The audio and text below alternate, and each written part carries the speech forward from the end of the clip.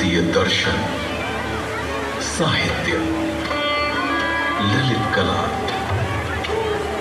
संगीत, ज्योतिष, ज्ञान विज्ञान वेदों में है।